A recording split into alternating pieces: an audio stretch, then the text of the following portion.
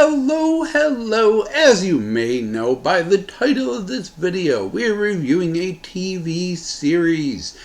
As I did with Touched by an Angel, I will talk about the first, last, and IMDb rated best episode of Renegade. He was a cop and good at his job, but he committed the ultimate sin and testified against other cops gone bad. A renegade. Renegade ran for 110 episodes over 5 seasons from 1992 till 1997 and starred Lorenzo Lamas.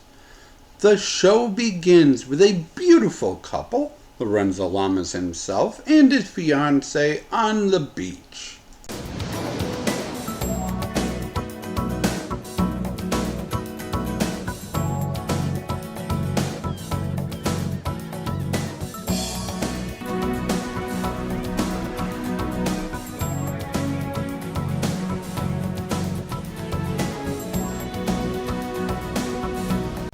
Sorry, no more bikinis, as we cut to a police station where Reno Raines, played by Lorenzo Lamas, is telling officers that he's been doing undercover work and has revealed a dirty cop named Lieutenant Burrell. Raines, I want you to tell your story just one more time. Lieutenant Dixon here may have a few questions. We decided to meet at the Chicky Stick, which is this biker bar I've been hanging out at. Sergeant Burrell shows up, and he's dressed like the Godfather, driving a drop-top Jaguar.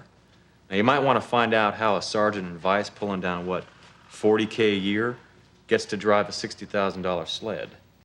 Lieutenant Burrell learns that he's under investigation and releases Hogg, played by Donald Gibb, who's an inmate that was previously arrested by Reno Raines, and hires him to kill our beloved Lorenzo Lamas.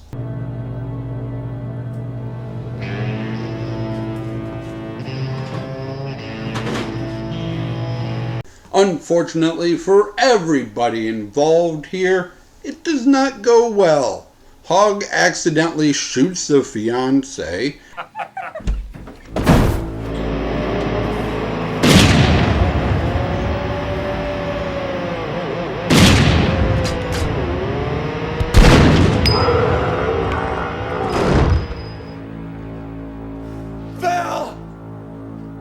Burrell gets turned on by Dixon. Who's Dixon? Well, we heard him mentioned really quickly earlier. Lieutenant Dixon here may have a few questions. Come on, we've been friends 10 years. Well, guess the friendship's over. And now Reno Raines is told by his partner to go on the run. A run he will be on for another 109 episodes. George, you're being set up, man. You gotta get out of here. You may be wondering, Ray, who will be chasing Reno? Surely Dixon won't do it himself. He's too much of a weasel. And you'd be right. He hires Bobby Sixkiller. Bobby is played by Branscombe Richmond, and Bobby has jokes. George Foreman, a black man raised in the ghetto, eats hamburgers, wins millions. Donald Trump, a white man raised in a mansion, eats caviar, loses millions. Ah, what a great country we live in here, Lieutenant, where everybody gets a spin at that wheel. He also has a gorgeous sister named Cheyenne, who is Lorenzo Lamas' real-life wife.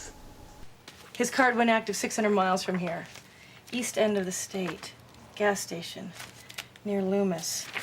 Let's go. Lorenzo Lamas is on the run now, as I said, and he needs money, both to live and to pay for his fiancé's medical bills. His old partner comes up with a great plan. Become a bounty hunter. Let's start with Hogg, the guy who shot your fiancé. He's back on the run, and the family of his original victim have reinstated his reward. The problem is that Lorenzo is a sleepy boy, and 2 scenes in a row, He's napping while staking out Hog.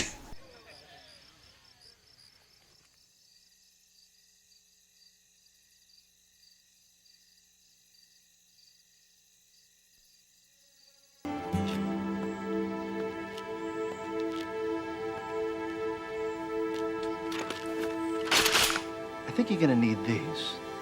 Bobby is on the top of the moon as he has captured Hog and Reno Reigns, intending to put in both bounties until Hog's men come to free him. So you doing, Chief? Cheyenne is of course kidnapped, but not really harmed, shockingly. I actually put in my notes, shockingly they don't sexually assault this woman.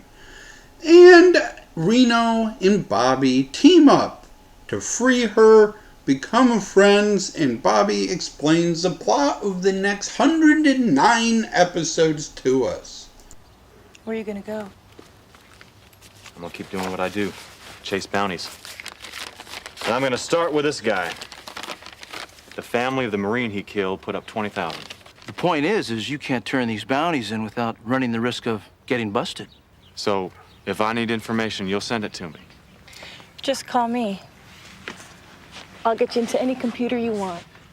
Police records, known associates, anything you need. Pretty decent start to the show. We know what we're in for at the end. We're gonna follow Reno going across the countryside, finding bounties, righting wrongs, and having a grand old good time riding his Harley Softail throughout the great United States with the help of Bobby. Bobby is great in this show. He does not stop making jokes and does not stop bringing up the fact that he's a Native American. It is his favorite subject of conversation. What's her name? Cheyenne isn't bad to look at either, but we'll get into her in just a second. The opening narration tells you everything you need to know about the show, and if it was in front of the first episode, as it is in the version I watched, it does kind of ruin the first 20 minutes of the show, because it tells you exactly what's going to happen. Don LaFontaine does the narration. He's always awesome in a world. That is episode 1 of The Renegade. This show was created by Stephen J. Cannell, who passed away in 2010. He also created 21 Jump Street, Silk Stockings, Greatest American Hero, Rockford Files, and a crapload of other television shows. He wrote this first episode as well. He plays Dixon, too. This episode was directed by Ralph Hemmecker. He is still active, did 5 episodes of Blue Bloods last year, along with recently directing episodes of Once Upon a Time and DC's Legends of Tomorrow. For the best rated episode, according to IMDb, we go to Season 4, Episode 3, The Ballad of D.B. Cooper. Cheyenne has been almost completely written off the show for Season 4, and that is because of this scene.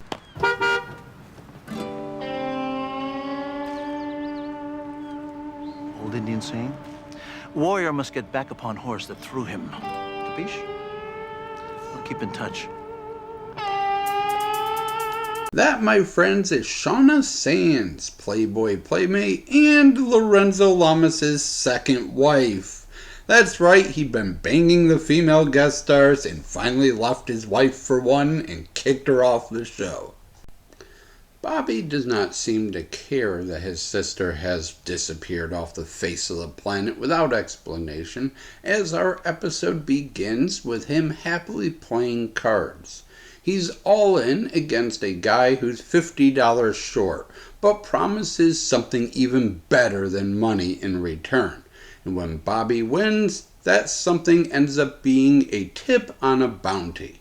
It's a bounty. It's a big bounty. Well, it better be Adolf Hitler to make it worth my time, O'Malley. Almost. Come on! D. B. You probably already knew that D.B. Cooper was a bounty based on the name of the episode. They do that a lot in this show, spoil part of the plot in the title. What they also do a lot is have Bobby find Reno just kind of standing in a field, like all the time. Reno, a modern-day Robin Hood. He parachutes to freedom with 200 G's in small bills. It was 25 years ago. Talk about a cold trail. Trail's getting real hot right now. Why? Because some lowlife owes you money? Hey, wait a minute here. When you wanted to go after Elvis, what did I say? Absolutely not. You said I was nuts. Aha, but I backed you. The Elvis comment might be a reference to Season 3, Episode 4, The King and I, where a guy who looks like Elvis gets help from Reno.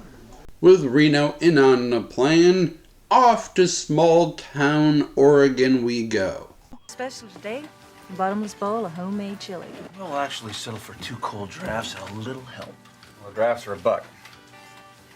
Help is free. Listen, do you remember a guy named D.B. Cooper? The bartender directs Bobby to a local who has all the information he will need, and Bobby comes prepared with a bunch of bribe money. He was here. They opened the back hatch of that plane, and then he had the whole crew locked in the cockpit, so no one to see where he jumped. But I saw him land. Now, that ain't nothing compared to what happened next. Well, what happened next? The spaceship. The spaceship. A big one. Okay, that went off the rails pretty quick. But another bounty hunter, played by Sam Jones from Flash Gordon, shows up, and he believes that the old man does actually have information and will get it if he has to beat it out of him. Now then, how about the real story of D.B. Cooper? Well, Bobby is tied up in an initially pretty stupid scene where the sheriff arrests him for beating up the old man. Reno is off grilling the bartender. Why is this town even still here when 100-mile radius there isn't shit around? Well, Champion was closing down our lumber mill, so the whole town pitched in and we bought the mill ourselves. There, see this? I'm the proud owner of 1 preferred share of Pine Creek Lumber Company. So is everyone in town, from the mayor to the town drunk. We had raffles, bake sales, kids sold lemonade. Okay, that story obviously makes no sense. Were they selling the lemonade and baked goods to each other? Just put the money towards the fund. What are you doing? Why is that? How is that even a little believable? Come on, bro. Meanwhile, Bobby thinks that the mayor did it. He did arrive in town 25 years ago. Mighty fine house it is, huh? Especially for these parts. He likes it. Yeah. I bet she's lived in the house, what, 25 years? Yeah, that's about right. Why do you want to see him? Well, I am a bounty hunter, and I'm looking for a very famous criminal. Let me guess. D.B. Cooper. Bobby and Reno meet up to compare notes, and it turns out Bobby has a weird gripe with D.B. Cooper. Held a crew of 3 at gunpoint. There was no gun. Bomb point. He didn't have a bomb. Whatever. Do you realize when I go to the airport now, I have to take off my earrings, my bracelet, my belt buckle, even sometimes my boots? Just as consistent of Reno finding a hot woman in every town he goes to on this show, he also finds a fight in every town he goes into on this show.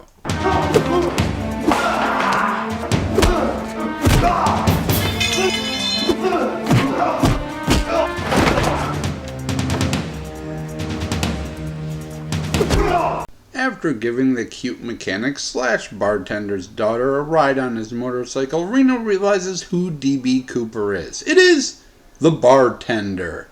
The story about buying the mill was true, but it wasn't the town, it was D.B. himself. The town had a vote and decided to keep his secret, not even telling their own kids. Without telling Bobby, Reno decides to turn himself in and take D.B. Cooper's place. That's the famous outlaw, huh?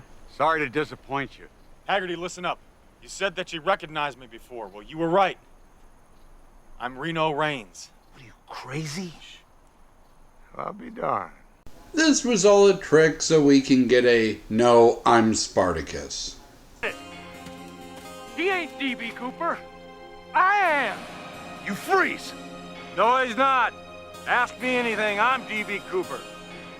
Everybody just shut up! I'll drop all of you. Don't suppose you believe that I'm D.B. Cooper. Don't listen to these guys. I'm D.B. Cooper. No, he isn't. I am. I am. Come on, hello! Reno is of course able to defeat Sam Jones, and he is arrested for the assault of the old man and the kidnapping of the daughter, of course. D.B. Cooper agrees to turn himself in to Bobby for the bounty, and there's a big tearful goodbye in front of the entire town. But Bobby was just fucking with him? Okay, Charlie. The statute on D.B. Cooper's crimes is 25 years. Yeah. Runs out in November this year. And we figured that'd be about the same time Pine Creek would bring Sam Haggerty to trial. And then he can tell the world any old story he wants to, and it really won't matter. So what are you saying?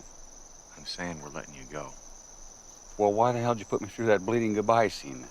Well, I guess that's my fault. You see, I just couldn't give up being able to tell my kids, once I do have my kids, that I really caught D.B. Cooper. That was the Ballad of D.B. Cooper. The acting is a strong one on this one. Max Gale, J. Kenneth Campbell, and Patrick Gorman playing the bartender, the sheriff, and the crazy guy respectively. With Alyssa Donovan as our weekly love interest and Sam Jones as our weekly fighting opponent. Yeah, it's a really good episode. I don't know if it's the best of the series. I haven't seen them all, but that's what IMDb says. Very Bobby-centric episode, and I love Bobby, so that's good. It is hilarious that at the end, Bobby was just messing with him. He makes him have this tear-felt goodbye with his daughter, who has just found out her dad is D.B. Cooper earlier in the day. She's been kidnapped, and they're like, yeah, we're gonna arrest your dad. And she's making plans to visit him in prison. And it was all for laughs. Love Bobby. Now it is time for the final episode of the series, which comes kinda out of nowhere. The previous episode gives no indication that we're leading towards an end. It's just a standard thief comes back to where he hid the money plot.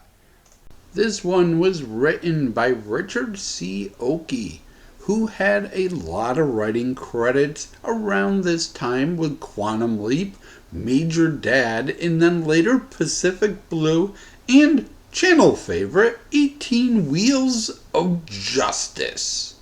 It was directed by... I didn't write it down. So how does the final episode begin? With a ghost. Seriously, the episode begins with Dixon's son in prison, and he is visited by his dead mom, who wants him to seek revenge on her killer. I need to ask you a favor. You know they say that a soul can't rest easy if it isn't avenged, and I never used to believe that. Until now. What do you mean, Mom? I want revenge. Meanwhile, Bobby is watching TV and is shocked by what he sees. New forensic and ballistic evidence unearthed by the department's Unsolved Unit casts serious doubt on the guilt of convicted Bay City police detective and now famous fugitive Reno Raines. So off to a field we go. Reno is concerned that this could be a trap laid by Dixon. He has been laying traps since episode 12, but Bobby points out it's a pretty extensive trap as is, with TV and newspaper coverage throughout the country on this. So he's going to talk to Dixon and find out what's what. I want to start over. I've been looking over my shoulder so long, I feel like I'm Linda Blair. Poor baby. How do I convince you? He attempts to convince Bobby by offering Reno $500,000 to leave the country, never come back, and to stop pursuing him. As I said before, we as viewers know that Dixon killed his own wife and set Reno up for yet another murder. But the kid has been in prison only hearing secondhand rumors, so we don't know what he thinks happened. This leads to Dixon having an intruder in his house. Donnie, what the hell? I missed you, Pa. So what is Donnie there for? Is he gonna kill Dixon and end the show right here? What are you gonna do? I already told you, Dad. I'm gonna kill the man who murdered my mother. Yeah, this is it! This is it! Get him! I'm gonna kill Reno Raines. Well, damn it, we were that close. Anyways, Bobby and Reno meet up to talk about Dixon's offer. $500,000 to leave the country, right? Well, you remember at the end of the first episode that Bobby said, hey, just do bounties and I'll hold on to the money for you. When this is all over, I'll give it to you. Originally, the money was supposed to go towards the fiancé's medical care, but she's been dead for 90 episodes, and that money's been stacking up. $360,000? $360,162. And 64 cents. What is this? What's your net worth? Reno doesn't want to leave, though. You mean we just let Dixon get away with all of this? Bobby tells him, of course not. Using the ancient rule of nothing says a dog can't play basketball, Bobby will go after Dixon himself, and after he catches him, Reno can come back with the $800,000. Reno goes on a nice walk, not in a field this time, but to a river, when a wild Donnie appears. Hello? Anybody here?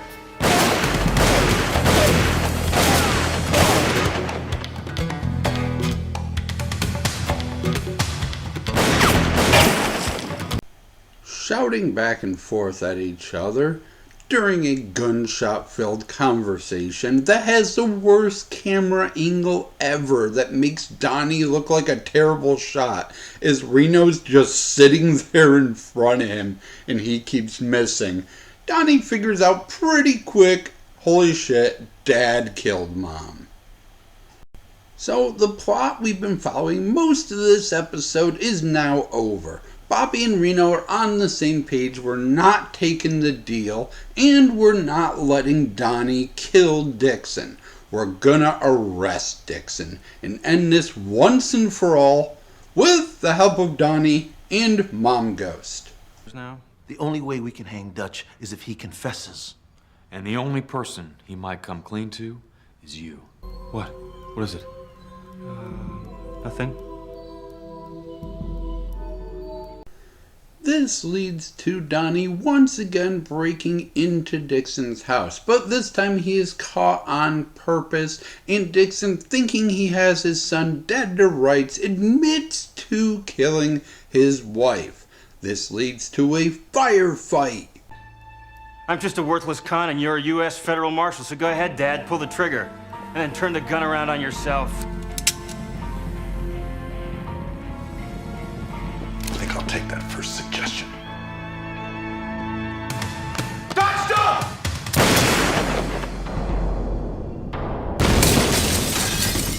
Bobby is able to prove that Dixon shot the other marshal, who earlier Reno had told basically the entire plot of the show to. U.S. Marshal Donald Dutch Dixon is sought for attempted murder in the shooting of fellow Marshal Jack Hendricks, who remains comatose at Bay City General Hospital. Police believe the fight erupted over custody of Dixon's son Donald Jr., a recent escapee from Perdido State Prison. Any persons with knowledge of Dixon's whereabouts are urged to contact local authorities. This is it, man. You won the war. Not until Hendricks wakes up and is able to clear me, which may be never. But don't you get it, huh? Dutch is a fugitive. He's on the lam. While Reno Raines' problems may not be over, the only person chasing him is now the one being chased. And we end the show on that note. His picture's plastered all over airports, borders. The net is down. Dutch Dixon is in big-time trouble. This means all the rules have changed. Kind of ironic, isn't it? I can get him. The final episode. This one is directed by the actor that plays Bobby and written by the same guy that wrote the D.B. Cooper episode. Yeah, it has some weird... It has a ghost. There's a freaking ghost in this show. I don't think they did supernatural stuff other than this episode, but I'm not an expert. I know, like, Walker, Texas Ranger had time travel and, like, Jesus in it and shit, so it's entirely possible that it happened earlier in the show, but I don't think so.